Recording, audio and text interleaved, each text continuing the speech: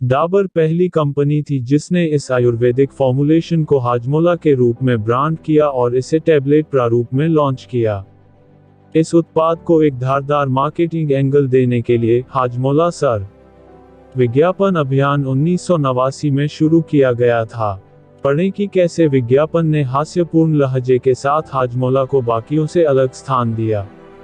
कश्मीरा सांबामूर्ति और चहनीत कौर द्वारा रात्रिभोज के बाद जब हम हाजमोला खाते हैं तो हमें टैबलेट के पुराने चटपटा स्वाद की याद आती है, जो पिछले कुछ वर्षों में थोड़ा भी नहीं बदला है। इसका मीठा और खट्टा मिश्रण बचपन की शरारती यादों से भरी बोरी वापस ले आता है।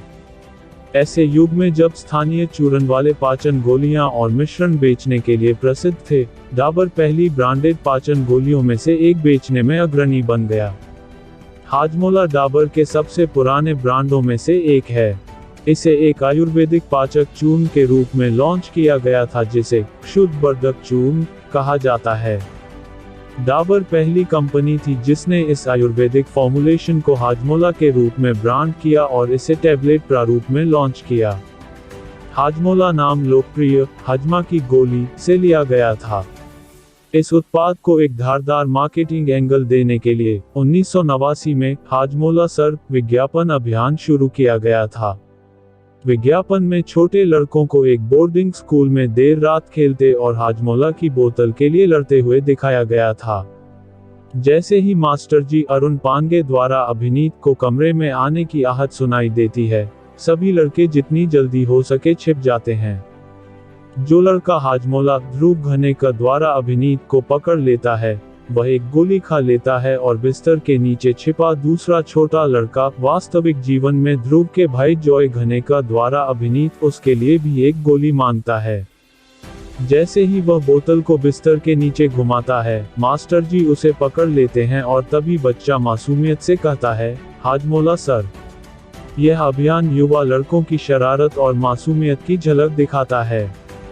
ध्रुव घनेकर बताते हैं, पांगे उनके चाचा थे और उनके पिता गिरीश घनेकर फिल्म निर्देशक थे जिन्होंने पटकथा लिखी और विज्ञापन फिल्म की शूटिंग की।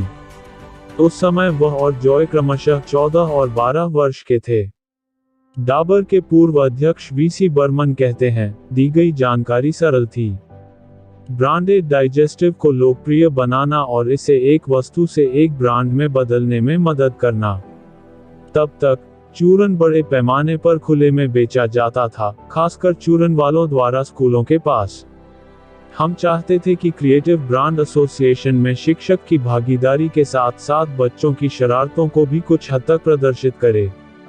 बोर्डिंग स्कूलों को हमेशा सख्त माना जाता था, इसलिए विचार ये था कि उस माहौल का उपयोग पूरी अवधारणा में एक मजेदार मोड़ लाने के लिए किया जाए, उन्होंने आगे कहा। उल्का के बाल मुंडकुर ने प्रतिष्ठित हाजमोला सर दूरदर्शन के लिए विज्ञापन। इस अभियान के लिए प्रोडक्शन की जिम्मेदारी कुट्टू चटर्जी की थी।